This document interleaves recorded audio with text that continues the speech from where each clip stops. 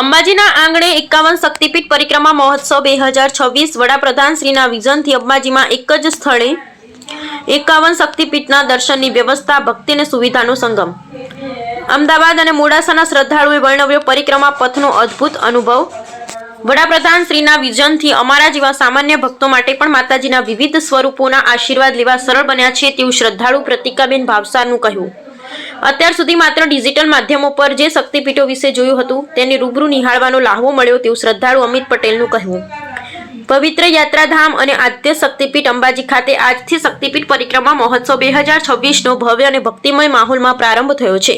ગુજરાત સરકાર, ગુજરાત પવિત્ર યાત્રાધામ વિકાસ બોર્ડ તથા શ્રી આરાસુરી અંબાજી માતા દેવસ્થાન ટ્રસ્ટના સંયુક્ત ઉપક્રમે આયોજિત આ 3 દિવસીય મહોત્સવ શ્રદ્ધાળુ માટે આધ્યાત્મિક ઉર્જાનું કેન્દ્ર બન્યો છે।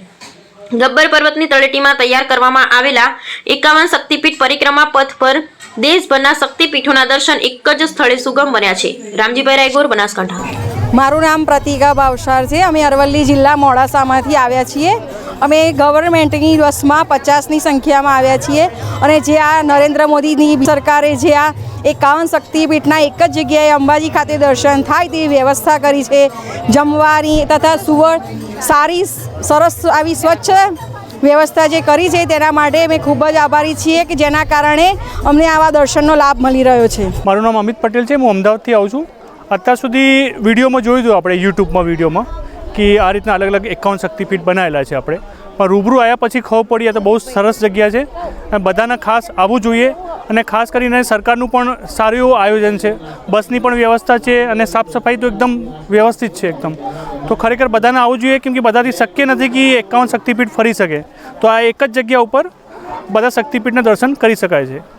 તો બધાને સરકારને ખૂબ ખૂબ આભાર અને બધાને નમ્ર વિનંતી કે એકવાર અહીંયા આવે તો ખ્યાલ આવે કે શું છે। ખાલી ગબ્બરની પરિક્રમા અથવા માતાજીને દર્શન કર્યા સિવાય પણ અહીંયા ઘણી બધી વસ્તુ છે અંબાજીમાં, તો એ જોવાનું ના ચૂકે।